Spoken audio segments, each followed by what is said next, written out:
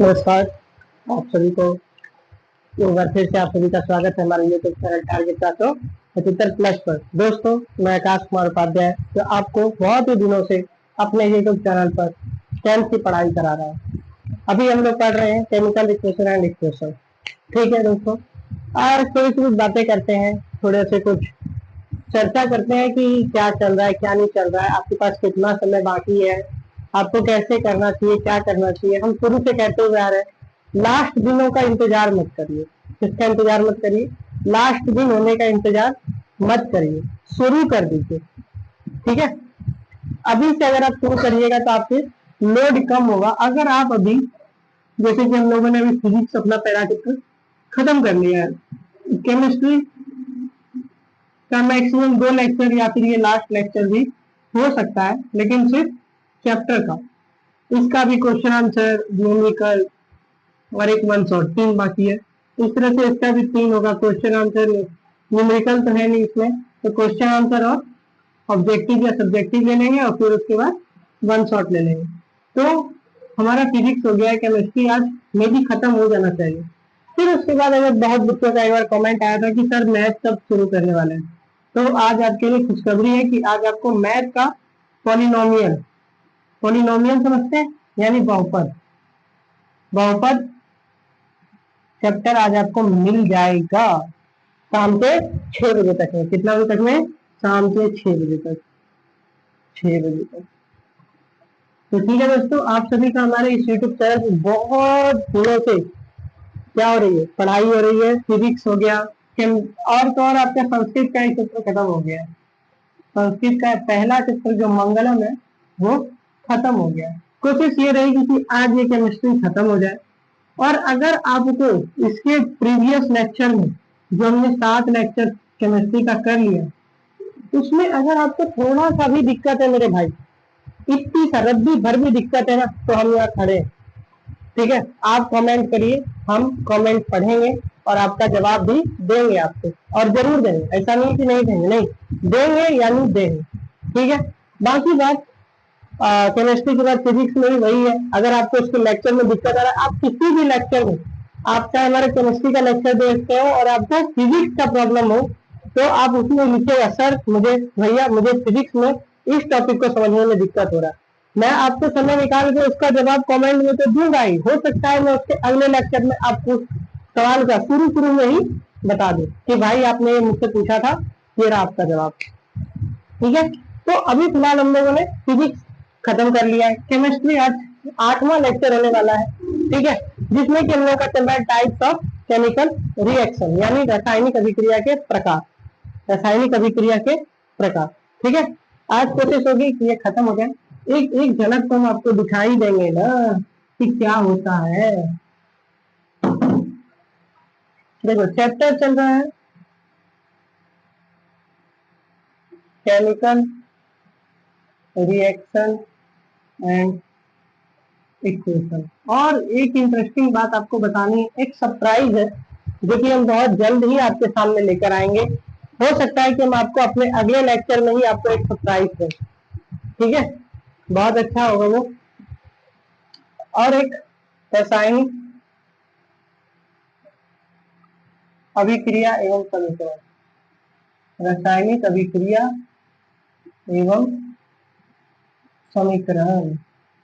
ठीक, जिसमें हम लोगों ने रासायनिक अभिक्रिया पढ़ लिया था। अगर थोड़ा सा भी दिमाग से उतरा हो तो प्रीवियस लेक्चर देख लेना, नहीं तो कुछ दिन में ही हम 1 शॉट लेकर आएंगे केमिकल रिएक्शन इक्वेशन का, उसमें देख लीजिएगा। ठीक है, तो चलिए आज हम बात करते हैं रासायनिक अभिक्रिया एवं समीकरण की, यानी केमिकल रिएक्शन एंड इक्वेशन की। हम इसमें क्या पढ़ रहे हैं, आप सभी को पता है, हम इसमें टाइप्स ऑफ केमिकल रिएक्शन पढ़ रहे हैं। क्या पढ़ रहे हैं? टाइप्स ऑफ केमिकल रिएक्शन, यानी रासायनिक अभिक्रिया के प्रकार। यानी क्या पढ़ रहे हैं? रासायनिक अभिक्रिया के प्रकार, यही पढ़ रहे हैं, रासायनिक अभिक्रिया के प्रकार। इसमें सबसे पहला क्या था? संयोजन अभिक्रिया। देखिए, एकदम प्यार प्यार से सरल भाषा में सिखाएंगे। संयोजन अभिक्रिया थी पहली। दूसरा क्या था? वियोजन अभिक्रिया, वियोजन कहिए अपघटन कहिए, अपघटन कहिए, विघटन कहिए, ये अभिक्रिया। ठीक, कोई दिक्कत इसमें? कुछ भी दिक्कत? तीसरी चीज वियोजन के बाद, वियोजन के बाद था हमारा विस्थापन अभिक्रिया। कौन सा अभिक्रिया? विस्थापन अभिक्रिया। ठीक है, चौथा क्या था? द्विविस्थापन अभिक्रिया। द्विविस्थापन अभिक्रिया, द्विविस्थापन अभिक्रिया। पहला संयोजन अभिक्रिया। पांचवा था आपका ऑक्सीकरण या अवकरण अभिक्रिया। ऑक्सीकरण एवं अपचयन है, अपचयन अभिक्रिया। अपचयन, ऑक्सीकरण एवं अपचयन अभिक्रिया। ठीक, यही था पांचवा। इसके अलावा भी कुछ था, जैसे कि क्या? ऐसे मेनली 5 ही होता है। अब जो भी एक्स्ट्रा में थे, एक था अवक्षेपण अभिक्रिया, अवक्षेपण अभिक्रिया। ठीक है, जो अलावा है उसके वो बता रहे हैं। अवक्षेपण अभिक्रिया, उष्मा शोषी अभिक्रिया, उष्मा शोषी अभिक्रिया। सुनना बाबू, प्यार से ध्यान से सुनना, ठीक है। उष्मा शोषी के बाद आता है उष्मा क्षेपी अभिक्रिया, उष्मा क्षेपी अभिक्रिया। ठीक है, और एक लास्ट बस, उदासीनीकरण अभिक्रिया, उदासीनीकरण अभिक्रिया। जब आप केमिस्ट्री का अपना दूसरा लेक्चर पढ़ेंगे, अम्ल क्षार एवं लवण, तो उसमें उदासीनीकरण का बहुत सारा एग्जाम्पल देखेंगे। ठीक है, तो इसीलिए अभी उदासीनीकरण अभिक्रिया इसमें नहीं बताया, लेकिन अवक्षेपण, उष्मा शोषी, उष्मा क्षेपी, संयोजन, वियोजन, विस्थापन, द्विविस्थापन और ऑक्सीकरण एवं ऑक्सीजन अभिक्रिया, ये तो हम आपको बताए। ठीक है, एक हम लोग ओवरव्यू देखते हैं ऊपर से कि होता क्या। देखो बाबू, संयोजन अभिक्रिया में क्या देखे थे कि जब 2 या 2 से अधिक पदार्थ, तो वो पदार्थ मेरा तत्व भी हो सकता है, यौगिक भी हो सकता है। तो कहते हैं कि जब 2 या 2 से अधिक पदार्थ आपस में अभिक्रिया करके एक एकल यौगिक का निर्माण करता है, तो उसे हम कहते हैं संयोजन अभिक्रिया। अब देखो, ये 2 पदार्थ होते हैं, ठीक है, और एक यौगिक बनाएंगे। एक चीज याद रखना, ये हमेशा क्या बनाएगा? एक यौगिक बनाएगा। ठीक है, इस चीज को याद रखोगे कि ये क्या बनाएगा? हमेशा एक यौगिक बनाएगा। ठीक है, मतलब कहने का मतलब है कि संयोजन अभिक्रिया 2 पदार्थ मिलकर हमेशा एक यौगिक बनाएगा। दूसरा चीज ये कि ये पदार्थ क्या हो सकता है? या तो ये तत्व हो सकता है और या तो ये यौगिक हो सकता है। ठीक है, कोई दिक्कत? संयोजन अभिक्रिया नहीं। वियोजन, अपघटन और विघटन अभिक्रिया। देखो बाबू, ये 3 तरीका से होता है। तुमको अपघटन से समझ में आ रहा होगा या वियोजन से, या इस तीनों में से किसी से भी तुमको समझ में आ रहा होगा, या तुमको तीनों भी समझ में आ रहा होगा, तो तुमको ऐसा लग रहा होगा कि इसमें टूटने जैसा वर्ड का यूज हो रहा है। किसका? टूटना, एक तरह का टूटना, और टूटेगा। और केमिकल है तो केमिकल का मतलब क्या होता है? अंदर से टूटना। किसी भी यौगिक को अंदर से तोड़ने के लिए, उसके बॉन्ड को तोड़ने के लिए हमको हमेशा एनर्जी की जरूरत होती है। हम पहले भी बताए और फिर भी बता रहे हैं, फिर से बता रहे हैं, सॉरी, कि किसी भी बॉन्ड, किसी भी आप कंपाउंड लीजिए, उसको तोड़ने के लिए, उसके अंदर के बॉन्ड को तोड़ने के लिए, उसके बंधन को तोड़ने के लिए हमें जिस चीज की आवश्यकता होती है वो होती है ऊर्जा, यानी एनर्जी। और एनर्जी को हम यहाँ 3 फॉर्म में यूज करते हैं। पहला होता है उष्मा के रूप में, दूसरा होता है लाइट के रूप में यानी प्रकाश के रूप में, और तीसरा होता है, सोचिए और बताइए, तीसरा विद्युत के रूप में। किसके रूप में होगा? विद्युत के रूप में।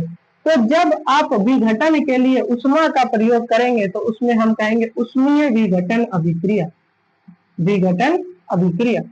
जब आप उसको तोड़ने के लिए प्रकाश का यूज करेंगे तो उसे हम कहेंगे प्रकाशीय विघटन अभिक्रिया। क्या कहेंगे? प्रकाशीय विघटन अभिक्रिया। दिख रहा है? और तीसरा, जो हम विद्युत का यूज करेंगे तो उसे हम कहेंगे विद्युतीय विघटन अभिक्रिया। आप भारतीय वन पढ़ते होंगे तो उसमें अपघटन के बाद आपको विद्युतीय अपघटन दिखाया होगा, तो अब आप समझ जाएंगे कि अपघटन और विद्युतीय अपघटन अलग नहीं है। विद्युतीय अपघटन के जैसा प्रकाशीय अपघटन भी हो सकता है, उसी के जैसा उसमें विघटन भी हो सकता है, बस परिभाषा पे डिपेंड कर रहा है। क्या होता है कि जब एक यौगिक को उष्मा के द्वारा दो या दो से अधिक पदार्थों में विभक्त कर दिया जाता है तो उसमें विघटन या वियोजन या अपघटन अभिक्रिया कहा जाता है। तो उसी तरह आप जब विद्युत लगाइएगा तो जब उसमें विद्युत के द्वारा किसी भी यौगिक को दो या दो से अधिक पदार्थों में बांट देते हैं तो उसे विद्युतीय अपघटन, अगर प्रकाश के द्वारा कर रहे हैं तो प्रकाशीय अपघटन। बस सिंपल था। तीसरा था विस्थापन अभिक्रिया। इसके लिए आपको याद होनी चाहिए थी क्रियाशीलता की श्रेणी, और सिंपल था कि अधिक क्रियाशील वाला पदार्थ कम क्रियाशील वाले पदार्थ को बाहर निकाल देता है, ऐसी अभिक्रिया को विस्थापन अभिक्रिया कहा जाता है। जैसे कि इसका सिंपल उदाहरण लीजिए, जब CuSO4 की अभिक्रिया फेरस से कराई जाती है तो फेरस अधिक क्रियाशील है कॉपर की तुलना में, इसीलिए फेरस जो है कॉपर को बाहर करके FeSO4 बनाता है और कॉपर को बाहर निकाल देता है। और ऐसी अभिक्रिया जिसमें कि सिर्फ एक पदार्थ बाहर निकल रहा है उसे हम कहते हैं विस्थापन अभिक्रिया। कौन सी अभिक्रिया? विस्थापन अभिक्रिया। अगर एक सिंगल पदार्थ बाहर निकल रहा है तो उसे हम कहते हैं विस्थापन अभिक्रिया। परंतु जब आयनों के आदान प्रदान से, जैसे कि यहाँ देखते हैं,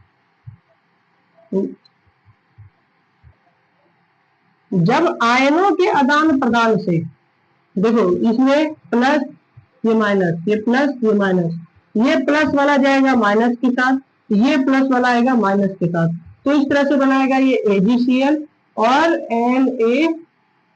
NaNO3।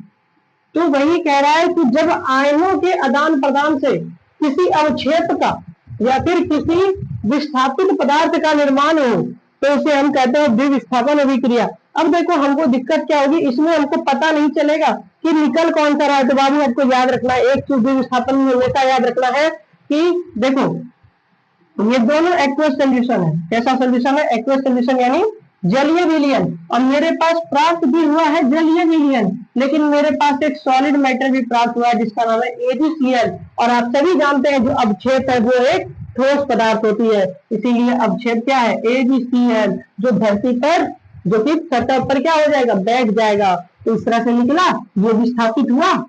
जो छकना से अगर छानने का बोलेगा, छानोगे तो ये अलग हो जाएगा, बोलोगे हाँ हो जाएगा। अब मेरे बाबू जब ये अलग हो गया तो देखो ये दो है कि एक, मन में कहा जाएगा दो है, तो दो है तो इसीलिए क्या? द्विविस्थापन अभिक्रिया। द्विविस्थापन अभिक्रिया। अब बात उठी कि अगर एक हुआ तो विस्थापन और दो हुआ तो द्विविस्थापन। सिंपल, कितना इजी है, हो ना। अब अवक्षेपन भी देखो इसी में है, क्या इसमें अवक्षेप बना, बस वही है अवक्षेपन अभिक्रिया। जब दो जलीय विलयन के अभिक्रिया से एक ऐसे पदार्थ का निर्माण होता है जो सतह पर बैठ जाता है और उसी सतह पर बैठे हुए पदार्थ को अवक्षेप कहा जाता है और इस प्रकार की अभिक्रिया को अवक्षेपन अभिक्रिया कहते हैं। बस हो गया, सिंपल। तो दिक्कत इसमें कुछ भी नहीं। उष्माशोषी क्या होता है? वैसी अभिक्रिया जिसमें उष्मा का प्रयोग हो, अभिकारक में उष्मा का प्रयोग होता है उससे उष्माशोषी। और अगर उत्पादन में अगर उष्मा रिलीज हो रही है तो उसे उष्माक्षेपी कहेंगे। सिंपल, ये तो हम पहले ही बताए, उष्माशोषी उष्माक्षेपी तो हम 2 बार पहले ही बता चुके हैं। अब फिर से बता रहे हैं कि अगर उष्मा रिएक्टेंट में यानी अभिकारक में यूज हो रही है, अभिकारक में प्रयोग में लाई जा रही है तो वो उष्माशोषी होगी। और अगर प्रतिफल में उष्मा रिलीज हो रही है या उत्पन्न हो रही है तो वो उष्माक्षेपी होगी। उदासीनीकरण क्या होता है? एक ओवरव्यू देख लो। क्या होता है कि जब क्षार और अम्ल की अभिक्रिया कराई जाती है तो लवण का निर्माण होता है और जल का निर्माण होता है। ऐसी अभिक्रिया को उदासीनीकरण अभिक्रिया कहा जाता है। सिंपल, क्या बोले कि जब अम्ल और क्षार की अभिक्रिया कराई जाती है तो लवण और जल का निर्माण होता है, ऐसी अभिक्रिया को उदासीनीकरण अभिक्रिया कहते हैं। सिंपल, एक मिनट रुकेगा।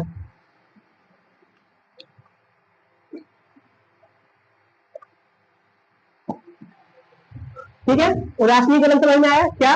कि जब जब क्षार, देखो इसका सिंपल है, जब तुम्हारा अम्ल और क्षार दोनों अभिक्रिया करके एक लवण और जल का निर्माण करते हैं, जिसका लवण और जल का, इस प्रकार की अभिक्रिया को ही उदासीनीकरण अभिक्रिया कहते हैं। सिंपल है, समझ में आया? तो दिक्कत, अगर तुम बोलोगे तो हम तुमको सारा अभिक्रिया सिर्फ और सिर्फ 5 लाइन तो बहुत, जैसे इसके लिए संयोजन अभिक्रिया के लिए हमको 3 लाइन चाहिए, अपघटन अभिक्रिया के लिए कम से कम तो 5-6 लाइन लग ही जाएगा। अगर उसको शॉर्ट में समझाना है तो क्यों? क्योंकि देखो जैसे अम्ल प्लस क्षार लवण और जल की उदासीनीकरण है, उस रस संयोजन क्या होगा, तत्व तत्व मिलके यौगिक, यौगिक यौगिक मिलके यौगिक, तत्व यौगिक मिलके यौगिक। तो ये 3 लाइन लग गया। विघटन में क्या होगा, जब उष्मा युग होगी विघटन, जब प्रकाश युग होगा विघटन, तो विद्युत युग होगा तो विघटन। तो इसमें 3 लाइन, 3 3 6 और एक ये रहा 7। अब इसमें देखो ये 8, इसमें देखो ये 9। उष्मा शोषी वाला एक उदाहरण देंगे तो कितना हो जाएगा 10, ये वाला उदाहरण देंगे 11, ये वाला 12, मतलब 12 लाइन में तुम ये 4 इधर और 4 इधर 8 अभिक्रिया सीख सकते हो। सिर्फ हम ऑक्सीकरण और अवकरण अपचयन को छोड़ के बता रहे हैं। और सबसे ज्यादा इंपॉर्टेंट आने वाली जो संभावना होती है वो ऑक्सीकरण और अपचयन की ही होती है। तो क्यों ना हम इसको 12 लाइन में सीख के ज्यादा फोकस ऑक्सीकरण और अपचयन पर दें, अपचयन पर दें, है कि नहीं। तो हमें फोकस किस पे करना है, ऑक्सीकरण एवं अपचयन अभिक्रिया पे। और इसीलिए ये क्लास पर्सनली इसी के लिए ही लाई गई है कि ऑक्सीकरण क्या होता है, अपचयन क्या होता है, ऑक्सीकारक पदार्थ क्या होता है और अपकारक पदार्थ क्या होता है, ऑक्सीकरण का हमारे जीवन में क्या प्रभाव पड़ता है। बस सिंपल इतना पढ़ लो बाबू, आज तुम्हारा केमिकल चैप्टर खत्म। उसके बाद तुमको पढ़ने की कोई जरूरत नहीं है केमिकल चैप्टर को, वन शॉट करना। क्योंकि एक बार क्लास कंप्लीट होना अच्छे से ज्यादा जरूरी है, उसके बाद तो वन शॉट में अपना काम होते ही चला जाएगा। ठीक है, चलो आज होगा हम लोग अब चैप्टर अपना शुरू करते हैं। क्या शुरू करते हैं बाबू, चैप्टर शुरू करते हैं। सॉरी चैप्टर तो चल ही रहा है, मतलब अब कौन सा बचा होगा, सिर्फ 5 नंबर, सिर्फ 5 नंबर। और यही सबसे ज्यादा इंपॉर्टेंट है। मतलब समझ लो इस क्लास का पर्सनली नाम है ऑक्सीकरण अवकरण अभिक्रिया। ठीक,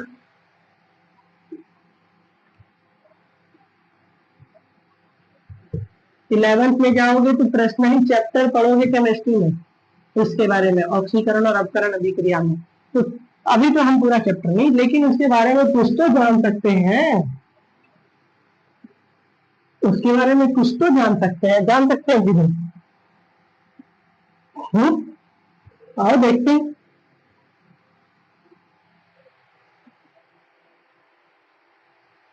चलो 5वां नंबर है हमारा, इसमें ज्यादा कुछ नहीं, 5 लाइन लिखेंगे आपको समझ में आ जाएगा। ऑक्सीकरण एवं अपचयन अभिक्रिया, अगर इंग्लिश में बोलेंगे तो ऑक्सीडेशन एंड रिडक्शन रिएक्शन। ठीक है, अब देखो बात समझना मेरे भाई, प्यार से समझना, ये ज्यादा जरूरी है, इसको इजी में मत लेना। ठीक है, ये ज्यादा जरूरी है आपके लिए। देखो ऑक्सीकरण एवं अपचयन अभिक्रिया, सुनना प्यार से। सबसे पहले हम ऑक्सीकरण समझते हैं होता क्या, ऑक्सीकरण क्या होता है। ऑक्सीकरण में आपको क्या कॉमन दिख रहा है, ऑक्सीकरण क्या होता है, सबसे पहले हमारी बात ये है ऑक्सीकरण क्या होता है। ऑक्सीकरण में तुमको ऑक्सीजन दिख रहा है, ऑक्सीजन दिख रहा है ऑक्सीकरण में, ऐसा नहीं लग रहा है ऑक्सीकरण में ऑक्सीजन का छुड़ाया हुआ लग रहा है ना। तो बाबू मेरे बात सुनना प्यार से, और एक हाइड्रोजन को ले लो, किसको ले लो, एक हाइड्रोजन को ले लो। ऑक्सीजन का जुड़ना, ऑक्सीजन का जुड़ना और हाइड्रोजन का निकलना ऑक्सीकरण कहलाता है। क्या कहलाता है, ऑक्सीकरण। देख लो ऑक्सीकरण से तुमको ऑक्सीजन समझ में आ रहा होगा, ऐसा नहीं लग रहा है कि ऑक्सीजन का ऑक्सी निकाल के ऑक्सीकरण बनाया गया है, तो लग रहा है ना। तो वही लगने का यूज करो कि ऑक्सीजन, ऑक्सीजन का जुड़ना और हाइड्रोजन का निकलना अगर तुमको किसी भी रिएक्शन में ऐसा दिखता है तो वो ऑक्सीकरण रिएक्शन, ऑक्सीकरण है, ऑक्सीडेशन, ऑक्सीडेशन रिएक्शन है। समझ आया, कितना इजी लैंग्वेज में समझा। देखो ऑक्सीजन का जुड़ना, हाइड्रोजन का निकलना, ऑक्सीकरण अभिक्रिया, ऑक्सीकरण अभिक्रिया। अब अपचयन देखो, इसमें भी तुम बोलोगे, बस यही 2 एटम को याद रखना इसके लिए, ऑक्सीकरण और अपचयन को। किसको, ऑक्सीकरण और अपचयन को। फिर देखो यहाँ पे लिखो, इस अपचयन में लिखो ऑक्सीजन और हाइड्रोजन। अब मेरे भाई एक चीज बताओ, जब ये दोनों अलग अलग अभिक्रिया, यहाँ क्या या लिखा है ऑक्सीजन ऑक्सीकरण या लिखा है, या लिखा होता तब ना होता कि दोनों एक जैसा है जिसका नाम अलग अलग है, नहीं, यहाँ पे क्या है, दोनों ही अभिक्रिया अलग अलग है। तो मन में आया होगा अलग अलग है तो साथ क्यों लिखी गई, आया कि नहीं। जब अलग है तो ऑक्सीकरण अभिक्रिया लिखता, फिर वो छठा बना देता अपचयन अभिक्रिया, लेकिन साथ में लिख के टेंशन उड़ा दिया। अरे टेंशन बढ़ाया नहीं, कम है, देखो अभी क्यों है, तुमको लाइन से समझा रहे हैं इसीलिए। अब देखो अपचयन क्या है, तुम अगर सोचो कि हम इस धनु को रख रहे हैं, अब फिर हम कर दे ऑक्सीजन का जुड़ना और फिर हाइड्रोजन का निकलना, तो ये फिर ऑक्सीकरण हो जाएगा। तो हम क्यों ना उल्टा कर दे, क्यों ना उल्टा कर दे। जुड़ना क्या था, ऑक्सीजन, हम ऑक्सीजन निकाल देंगे, हम निकाल देंगे।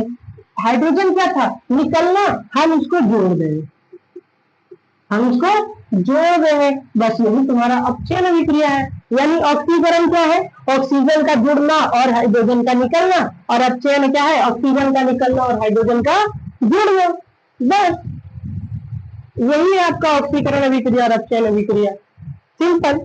तो दिक्कत इसमें, कुछ भी दिक्कत, हल्का सा भी दिक्कत होगा तो बाबू कमेंट करना, हल्का सा भी दिक्कत हो, अगर थोड़ा सा भी समझने में दिक्कत आ रहा होगा कि भैया ऑक्सीजन का जुड़ना ऑक्सीजन का निकलना ऑक्सीकरण हुआ, तो अपचयन में ऐसा क्यों नहीं हुआ। अरे भाई दोनों रिएक्शन अभिक्रिया अलग अलग है, तो इसीलिए ऑक्सीजन का निकलना और हाइड्रोजन का जुड़ना अपचयन है, और ऑक्सीजन का जुड़ना और हाइड्रोजन का निकलना ऑक्सीकरण है। ठीक है, अब इसको लिखोगे, लिखना कैसे, लिखना कैसे दोस्तों, प्यास बहुत लगती है भाई।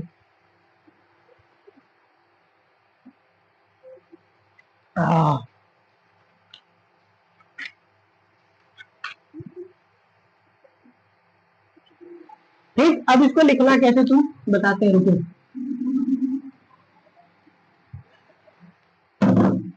अब देखो ऑक्सीकरण, इसमें क्या होता है, इसमें क्या होता है, ऑक्सीजन का जुड़ना और हाइड्रोजन का निकलना।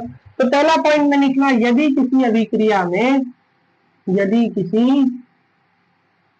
अभिक्रिया में ऑक्सीजन जुड़ती है तो ऑक्सीकरण, ऑक्सीकरण अभिक्रिया कहलाती है, अभिक्रिया कहलाती है। इसी तरह से दूसरा लाइन भी लिखना, यदि किसी अभिक्रिया से, यदि किसी पदार्थ भी बोल सकते हो लेकिन यहाँ पे अभिक्रिया यूज करना अभी, यदि किसी अभिक्रिया में, अभिक्रिया से हाइड्रोजन निकलता है, हाइड्रोजन क्या होता है, निकलता है, तो उसे अपचयन अभिक्रिया कहते हैं। कौन सी अभिक्रिया कहते हैं, अपचयन अभिक्रिया कहते हैं। दोनों डिफिनेशन, सॉरी ऑक्सीकरण अभिक्रिया कहते हैं। कौन सी अभिक्रिया कहते हैं, ऑक्सीकरण अभिक्रिया। दोनों का डेफिनेशन देखो, एक ही रिएक्शन है, डेफिनेशन कोई भी लिखो या दोनों लिखो, क्या होगा ना, अगर तुम एक लाइन में लिखोगे कि यदि किसी अभिक्रिया में ऑक्सीजन जुड़ती है या फिर हाइड्रोजन निकलती है तो उसे ऑक्सीकरण अभिक्रिया कहते हैं, तो ये 2 लाइन में खत्म हो जाएगा। लेकिन अगर तुम इसको पॉइंट में लिखोगे तो ये 4 लाइन बनेगा। अगर तुमको ऑक्सीकरण अभिक्रिया का डेफिनेशन लिखने आता है तो 4 लाइन का लिखोगे, तुम लिखोगे कि नहीं, तब बताओ। अब उसी तरह से अपचयन की बात करेंगे, किसकी बात करेंगे, अपचयन की। अपचयन, अपचयन ब्लू यूज करते हैं क्या, देखो, यदि किसी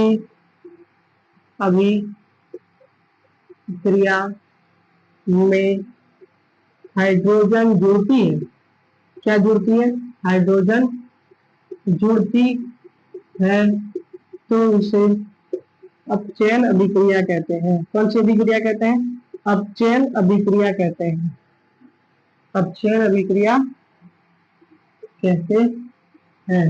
उसी तरह से यदि किसी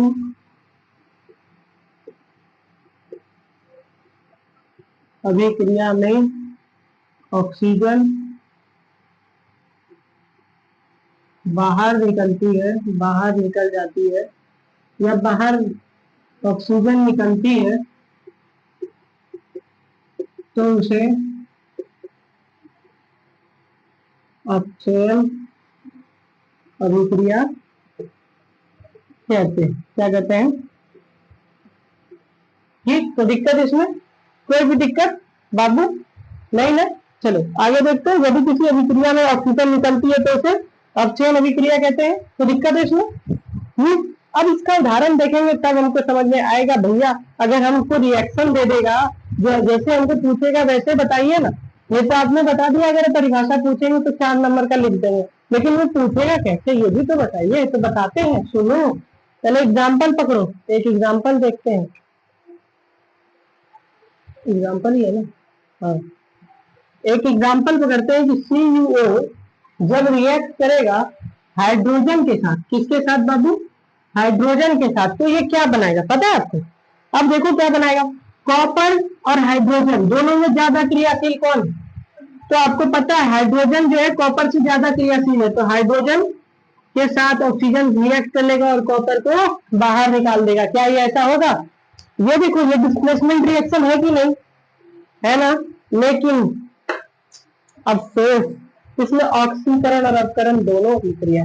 एक चीज याद रखना, हम शुरू में भी तुमको बताया था कि कोई भी अभिक्रिया एक से ज्यादा अभिक्रिया हो सकती है। हो सकता है वो अवक्षेपण अभिक्रिया, द्विविस्थापन अभिक्रिया दोनों हो सकता है वो विस्थापन और ऑक्सीकरण या अपचयन में से कोई भी हो।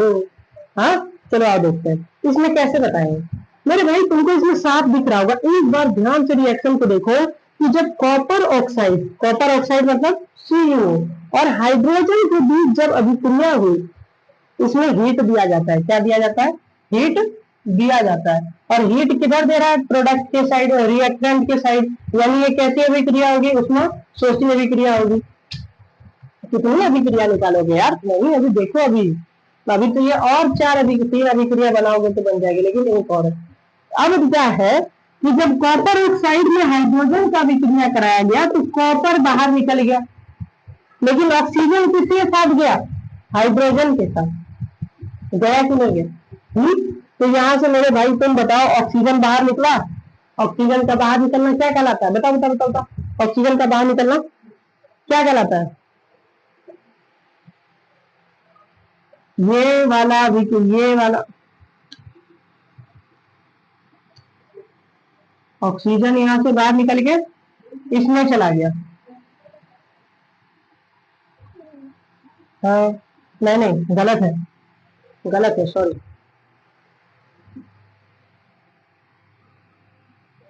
कॉपर ऑक्सीजन निकला है और निकल के क्या बना है, इस पर फोकस करना है। क्या? ऑक्सीजन इससे निकला ना, इससे निकला ऑक्सीजन, तो ये क्या बन गया? कॉपर बन गया ना। और फिर उसके बाद ऑक्सीजन जिसमें जुड़ा, इसमें जुड़ा, तो ये क्या बन गया? ऐसे बताना है आपको, ठीक है। ऑक्सीजन किसमें जुड़ा? इसमें, और निकला किसमें? इसमें। इसमें कॉमन क्या? ऑक्सीजन ना, तो ऑक्सीजन निकला किससे? इससे, और जुड़ा किसमें? इसमें। यानी यहाँ से यहाँ तक ऑक्सीजन निकला और यहाँ से यहाँ तक ऑक्सीजन जुड़ा। समझ आया क्या कहना चाह रहे हैं? समझ आया क्या कहना चाह रहे हैं? क्या बोल रहे हैं कि CuO से ऑक्सीजन निकला है, ऑक्सीजन निकला है। और हम अगर अभी जैसे कि अभी हम पहले गलत किए थे, तो उसमें हम क्या गलत किए थे ये देखिए। हम इसको जोड़ के यहाँ पहुंचाए थे, ऐसे पहुंचाए थे ना, कॉपर को लेकर के। यहाँ से ऑक्सीजन निकला और जुड़ा किससे? जुड़ा किसमें ये बताए? क्या हम ये सही बताए? यहाँ से हम बता रहे हैं निकलना, यहाँ बता रहे हैं जुड़ना, क्या ये सही है? नहीं। अगर निकलना बताओगे तो निकलना बताओ, और अगर जुड़ना बताओगे तो जुड़ना बताओ। देखो कैसे, अगर हम यहाँ से बोले निकलना, ऑक्सीजन यहाँ से निकला, तो कॉपर अकेला हो गया बेचारा। अब हम यहाँ बोले कि यहाँ ऑक्सीजन जुड़ा, तो देखो हाइड्रोजन में ऑक्सीजन जुड़ा है और कॉपर से ऑक्सीजन निकला है। इसमें फोकस करना, समझ आई बात? किस पे फोकस करना है? किसमें जुड़ा है और किसमें निकला है? किसमें जुड़ा है? हाइड्रोजन में। किससे निकला है? कॉपर से। सिंपल। किससे निकला? कॉपर से। किसमें, किससे जुड़ा? हाइड्रोजन से। ठीक है, थोड़ा सा मिटा दीजिए ताकि हम और अच्छे से आपको समझाएं, क्योंकि हमको डाउट है कि ये आपको हो सकता है कि अभी थोड़ा अच्छे से समझ में ना आया हो।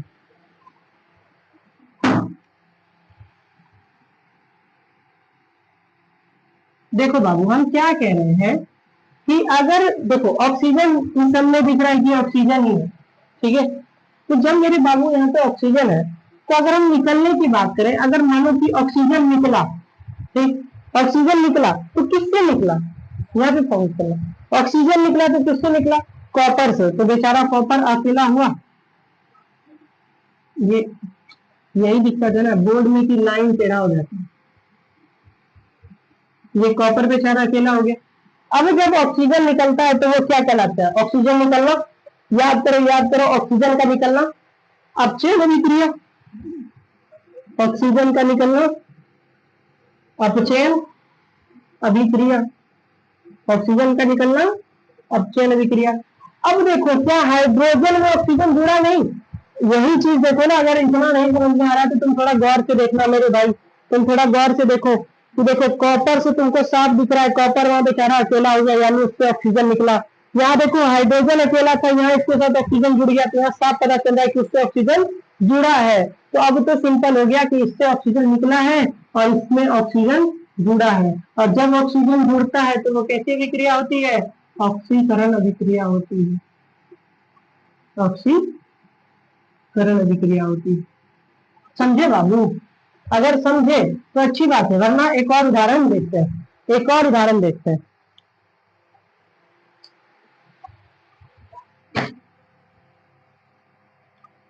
एक और उदाहरण है जो बहुत अच्छा उदाहरण लग रहा है।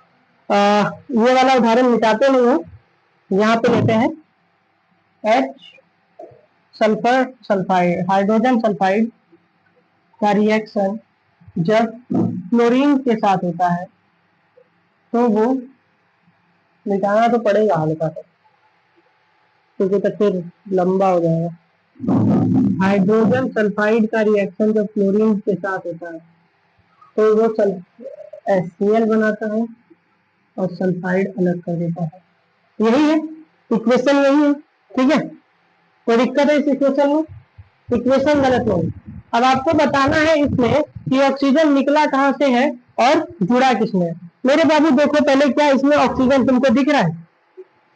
क्या इसमें तुमको कहीं भी ऑक्सीजन दिख रहा है? बोलोगे नहीं। तो ऑक्सीजन के साथ साथ हम किसकी बात करते थे? हाइड्रोजन की बात।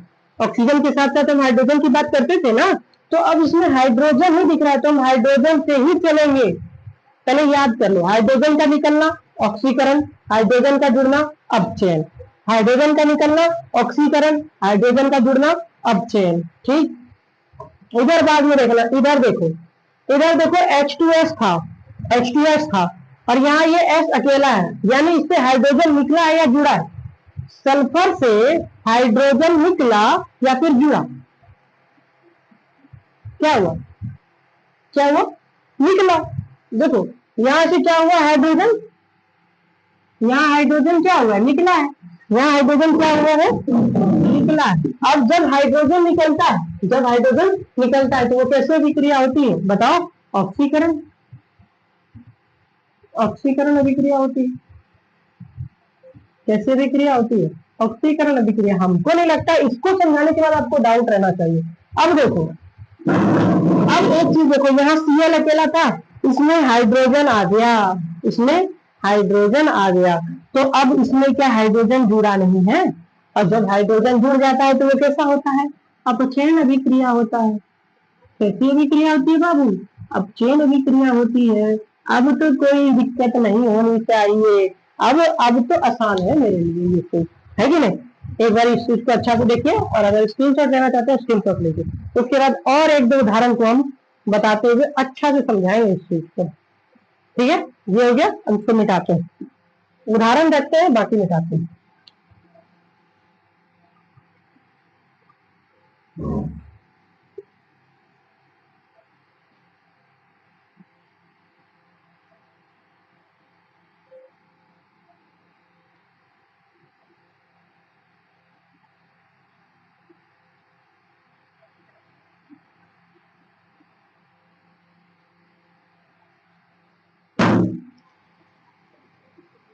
ठीक है, ये पहला नंबर उदाहरण देखा था हमने, ये दूसरा नंबर। अब दो और उदाहरण देखते हैं, एक तीसरा नंबर उदाहरण लेते हैं। और तीसरा नंबर उदाहरण हम ले रहे हैं, जब ZnO का अभिक्रिया कार्बन से कराएंगे तो वो क्या बनाएगा? आपको बताना है, बताइए। इसमें CO और Zn बनेगा। ठीक है, तो दिक्कत है इसमें कुछ भी? ये अभिक्रिया हो गई। चलो अब इस अभिक्रिया को हम करने वाले हैं। सबसे पहले इसमें ऑक्सीकरण क्या है और अपचयन क्या है?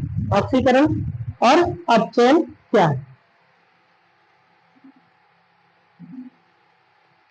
देखो यहाँ ZnO है, यहाँ Zn है, क्या इससे ऑक्सीजन निकली? क्या इस अभिक्रिया, क्या इस दोनों से ऑक्सीजन निकला नहीं है? ऑक्सीजन का निकलना क्या होता है? अब तो आसान हो गया, देखो Zn देखेंगे, ZnO देखेंगे, इधर Zn, यहाँ Zn जो है ZnO Zn बन गया, यहाँ से ऑक्सीजन निकला है, और जब ऑक्सीजन निकलता है तो वो अपचयन अभिक्रिया होती है। अब दूसरा बचा ये, इसमें देखो, इसमें ऑक्सीजन जुड़ा है, ऑक्सीजन जुड़ना क्या होता है? ऑक्सीकरण। अब तो इजी हो गया। 4 नंबर देख लो, एक और उदाहरण दिखा देते हैं आपको, एक और उदाहरण दिखा देते हैं। हाँ, ये वाला थोड़ा सा मजेदार होने वाला है। MnO2 की अभिक्रिया जब HCl से कराओगे, किससे कराओगे? HCl से कराओगे तो वो बनेगा MnCl2 plus H2O plus chlorine gas. बस ठीक है बाबू, इतना कुछ होगा।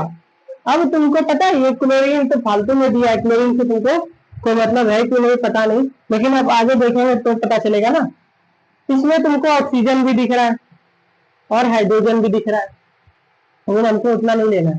देखो पहले ऑक्सीजन किसके साथ था? MnO2 के पास, Mn के पास ऑक्सीजन था, अब इधर Mn खोजो, क्या Mn से ऑक्सीजन निकल गया? क्या इससे ऑक्सीजन निकल गया? तो ये कैसा हो गया बताओ, ये कैसा हो गया? बताओ बताओ बताओ बताओ बताओ बताओ। MnO2 से Mn निकला, ऑक्सीजन निकलना, अब चयन, अब तो चयन कोई दिक्कत। अब HCl में देखो, HCl के पास पहले Cl था, अब ऑक्सीजन है, तो ये वाला अभिक्रिया कौन सा हो गया बताओ? ये वाली अभिक्रिया कौन सी हो गई? ऑक्सीजन इसमें नहीं था, लेकिन ऑक्सीजन इसमें जुड़ गया, और ऑक्सीजन का जुड़ना क्या होता है? ऑक्सीकरण अभिक्रिया।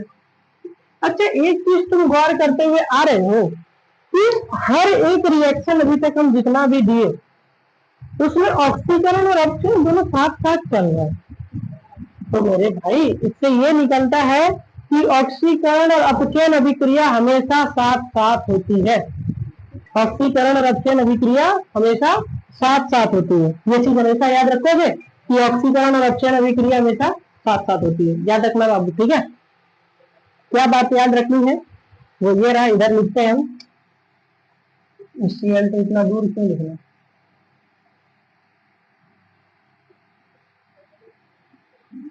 ऑक्सीकरण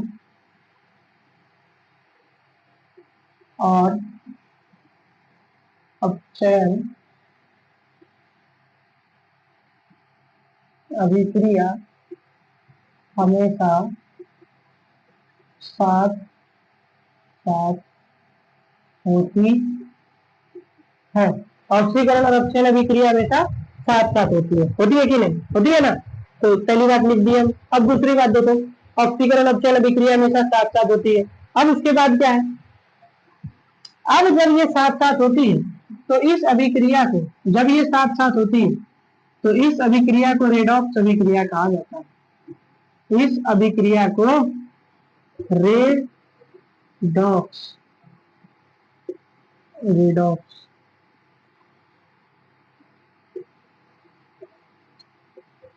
अभिक्रिया कहा जाता है। कोई दिक्कत? इस अभिक्रिया को रेडॉक्स अभिक्रिया भी कहा जाता है, ठीक है, जब ये साथ साथ होती है तब। और एक चीज हमेशा की ऑक्सीकरण और अपचयन हमेशा साथ साथ होता है, ठीक है? ऑक्सीकरण और अपचयन में कोई दिक्कत आया अभी तक? नहीं ना। अब सिर्फ दो टॉपिक बाकी है इसमें। पहला है ऑक्सीकरण, क्या होता है? ऑक्सीकारक पदार्थ, और दूसरा है अपचारक या फिर अवकारक, ठीक है, पदार्थ। उससे पहले आप हमको ये बताइए, जिसका ऑक्सीकरण हुआ, ऑक्सीकरण किसका हुआ? इस वाले अभिक्रिया में ऑक्सीकरण किसका हुआ? हाइड्रोजन का ऑक्सीकरण हुआ। इसमें देखो अपचयन किसका हुआ है? कॉपर का ना, क्योंकि कॉपर से कॉपर निकल गया, तो यानी ये अपचयन हुआ, इसके साथ अपचयन हुआ कॉपर के साथ, और हाइड्रोजन में ऑक्सीजन जुड़ गया, यानी इसके साथ ऑक्सीकरण हुआ। तो जिस पदार्थ का ऑक्सीकरण हुआ उसमें ऑक्सीकृत पदार्थ, और जिस पदार्थ का अपचयन हुआ उसे अपचयित पदार्थ। ठीक है, कोई दिक्कत इसमें? जिस पदार्थ का ऑक्सीकरण हुआ उसका ऑक्सीकृत पदार्थ, और जिस पदार्थ का अपचयन हुआ उसे अपचयित पदार्थ। देखो थोड़ा सा टाइम लो, थोड़ा सा टाइम लो, बहुत ज्यादा चीजें हो रही है, बहुत ज्यादा कुछ हो रहा है।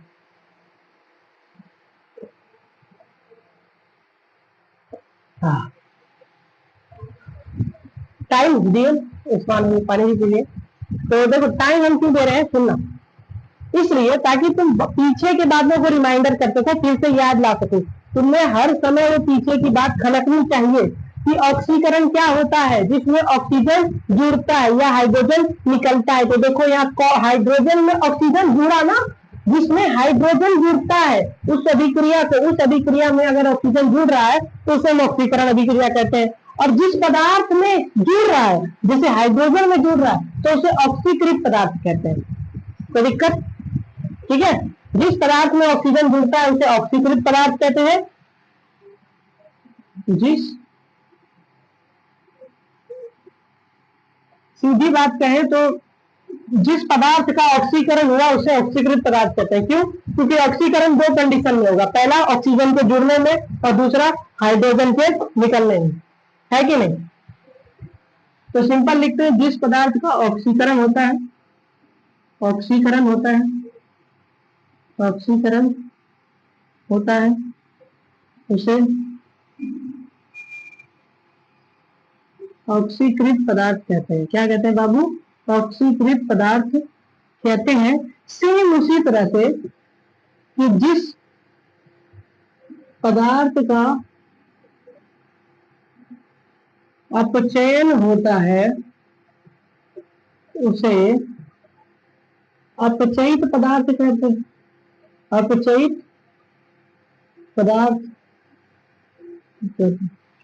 बताओ कोई दिक्कत इसमें? थोड़ी सी भी बात दिक्कत वाली? जिस पदार्थ का अपचयन होता है उसे अपचयित पदार्थ, जिस पदार्थ का ऑक्सीकरण होता है उसे ऑक्सीकृत पदार्थ। क्या दिक्कत है इसमें बाबू? नहीं ना? अब जब इतना समझ गए तो अब सिर्फ आपको दो चीज समझनी है, दो चीज समझनी है, जिसमें पहला है तुम्हारा, एक मिनट,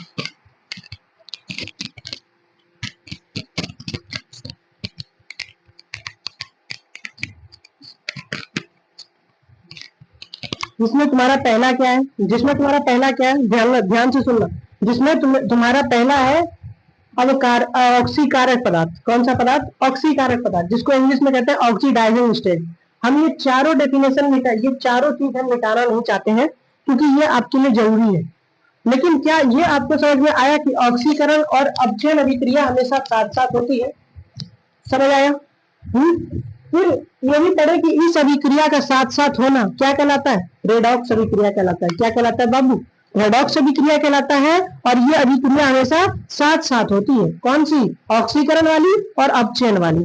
उसके बाद क्या कि जिस पदार्थ का ऑक्सीकरण होता है उसे ऑक्सीकृत पदार्थ, और जिस पदार्थ का अपचयन होता है उसे अपचयित पदार्थ कहते हैं। ठीक, यही चीज पढ़े, यही चीज है। ठीक है, इसको थोड़ा सा हम लोग मिटाते हैं, क्योंकि आगे वाली चीजों को बताने के लिए इसका होना ज्यादा जरूरी है।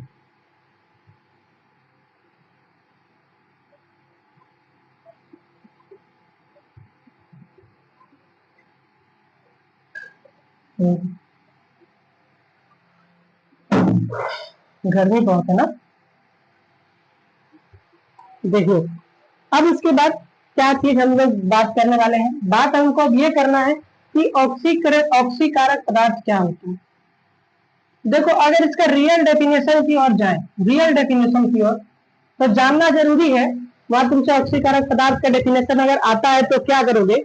तो सिंपल करना, जो पदार्थ ऑक्सीजन देने में हमारी मदद करता है उसे हम ऑक्सीकारक पदार्थ कहते हैं। क्या कहते हैं? जो पदार्थ हमें ऑक्सीजन देने में मदद करता है। देखो, क्या कॉपर के साथ ऑक्सीजन था, उसका ऑक्सीकरण हुआ कि अपचयन? अपचयन हुआ ना? अपचयन हुआ, तभी ना इसमें ऑक्सीजन को निकाल के इसको दिया। अगर इसका अपचयन ना होता तो क्या ये ऑक्सीजन निकालता? सोचो, थोड़ा सा दिमाग लगाओ।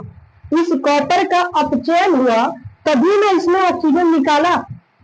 अगर कॉपर का अपचयन ना होता तो वो ऑक्सीजन निकालता कभी नहीं ना। तो उसका ऑक्सीजन निकालने का रीजन क्या? वो अपचयन किया। अपचयन किया तभी तो उसने ऑक्सीजन दिया। तो भाई दिया किसने? कॉपर ने। दिया किसने? कॉपर में, किसमें, अपचयित पदार्थ में। सोचो किसमें, अपचयित पदार्थ में। अपचयित पदार्थ कहने का मतलब क्या, कि जो सॉरी जिसका अपचयन हो रहा है, जिसका अपचयन हो रहा है उसे क्या कह रहे थे, अपचयित पदार्थ ना। तो अपचयित पदार्थ ने क्या दिया, ऑक्सीजन दिया। तो यानी कि हम कह सकते हैं अपचयित पदार्थ को ही ऑक्सीकारक पदार्थ कहा जाता है। सुनना, ऑक्सीकरण था वहां, यहाँ ऑक्सीकारक है, वहां ऑक्सीकरण था, यहाँ ऑक्सीकारक है। दोनों अलग अलग है, एक नहीं है, दोनों अलग अलग है। देखो, और कॉपर से है ऑक्सीजन मिला, जब इसका अपचयन हुआ तब ना इसने कॉपर निकाला। हम फिर से बता रहे हैं, कॉपर का अपचयन हुआ तब ना इसने ऑक्सीजन निकाला, निकाला कि नहीं। अब जब इसने ऑक्सीजन निकाला मेरे भाई, अब इसने जब ऑक्सीजन निकाला तो ये अपचयित पदार्थ बना। अपचयित पदार्थ जो ऑक्सीजन देगा वही ना हाइड्रोजन लेगा। अब अगर ये ऑक्सीजन निकाले ही ना तो हाइड्रोजन देगा कहां से, अगर ये ऑक्सीजन निकालेगा ही नहीं तो हाइड्रोजन मिलेगा कहां से। तो इसका मतलब सिंपल है कि ऑक्सीजन प्राप्त करा किससे, तो अपचयित पदार्थ से। अपचयित पदार्थ को ही ऑक्सीकारक पदार्थ कहते हैं। पहली बात तो यहाँ पे क्लियर करो, एक डेफिनेशन तो यहाँ से आ गया कि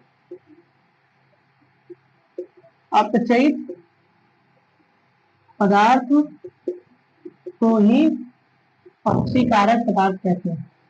तो दिक्कत इसमें, ऑक्सीकारक पदार्थ कहते हैं। ये बात समझ में आई मेरे भाई।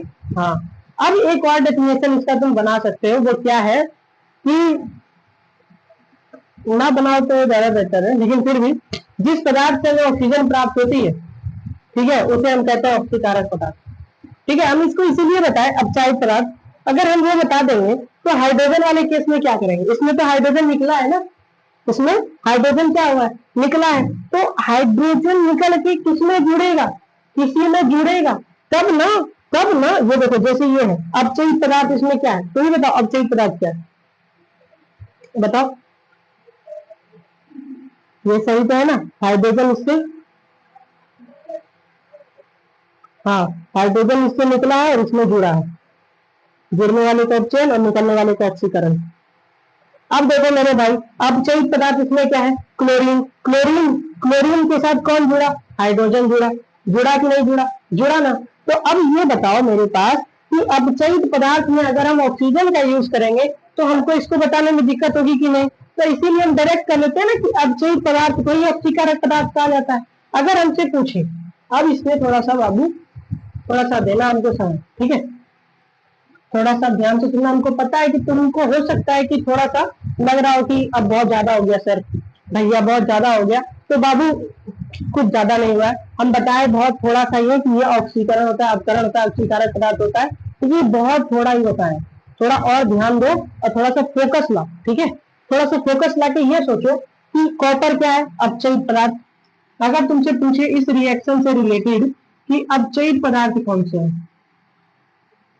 अपचयित पदार्थ क्या है, अपचयित पदार्थ कौन सा है और ऑक्सीकृत पदार्थ कौन सा है, ऑक्सीकृत पदार्थ कौन सा है। जिसका अपचयन होगा हुआ होगा, अपचयन किसका हुआ है, कॉपर का, और जिसका ऑक्सीकरण हुआ होगा किसका, हाइड्रोजन का। उसी तरह से अगर इसमें से पूछे, इसमें से पूछे कि ऑक्सीकृत कौन सा है, ऑक्सीकृत पदार्थ कौन सा है, किसमें से, इसमें से क्या होगा ऑक्सीकृत पदार्थ, हाइड्रोजन कि सल्फाइड, बताओ हाइड्रोजन होगा कि सल्फाइड होगा।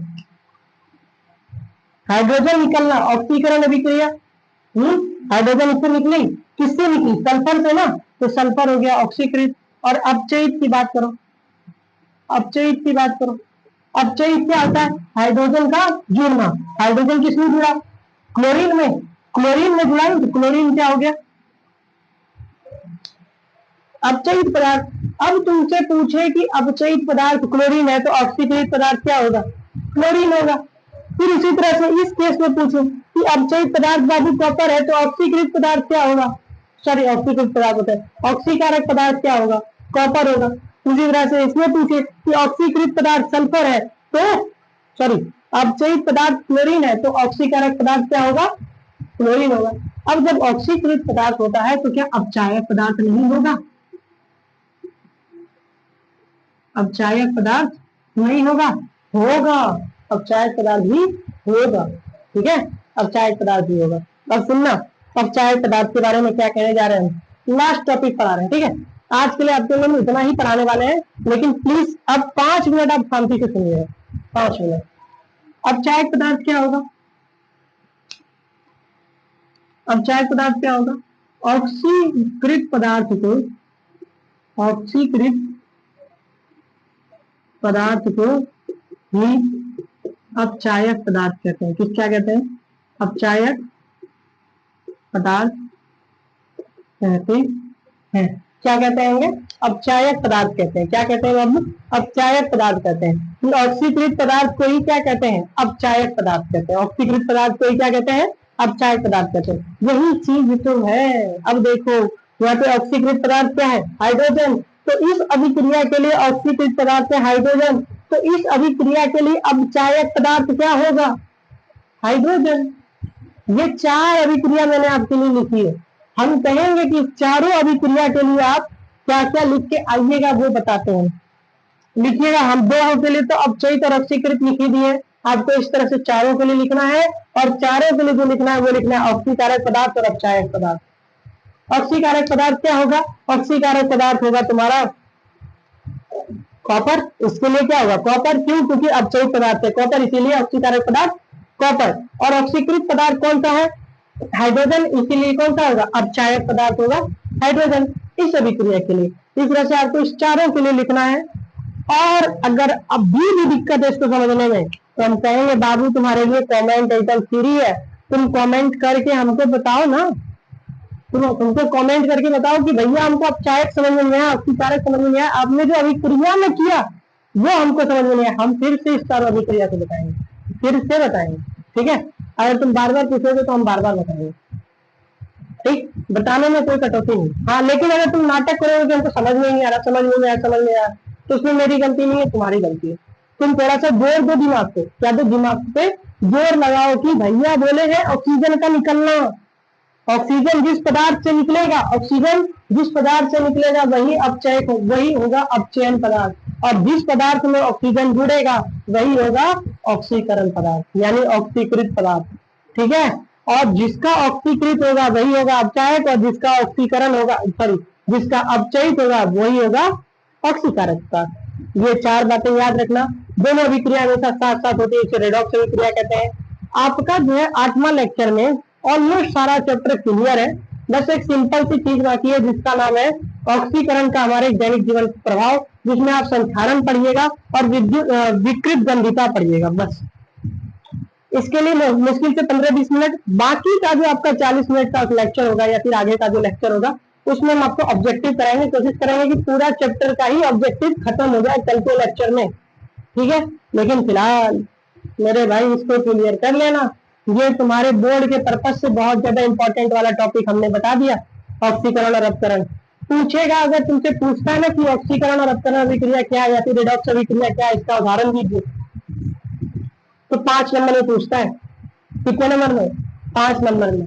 और उदाहरण ऑब्जेक्टिव में तो पूछ ही देता है कि इनमें से ऑक्सीकृत पदार्थ कौन सा है, अपचयित पदार्थ कौन सा है, ऑक्सीकारक पदार्थ कौन सा है और अपचारक पदार्थ कौन सा है। इसीलिए तो जोर दे रहे थे, इसीलिए जोर दे रहे थे। हम कहेंगे तुम भी जोर लगा देना, नहीं समझ में आए तो हमसे जोर लगवा देना, फिर से हम फिर से लगाने को यहाँ तैयार बैठे हैं, लगवा देना। ठीक है, चलिए मिलते हैं अंत में, आज ही मिलेंगे मैथ को लेकर शाम के 6 बजे। ठीक है, आज के लिए बस इतना ही। धन्यवाद आप सभी का, मिलते हैं अपने अगले वीडियो में। इसी तरह से पढ़ने के लिए हमारे साथ जुड़े रहिए, बस आगे हम कुछ नहीं कहेंगे। धन्यवाद आप सभी का हमारे साथ जुड़े रहने के लिए।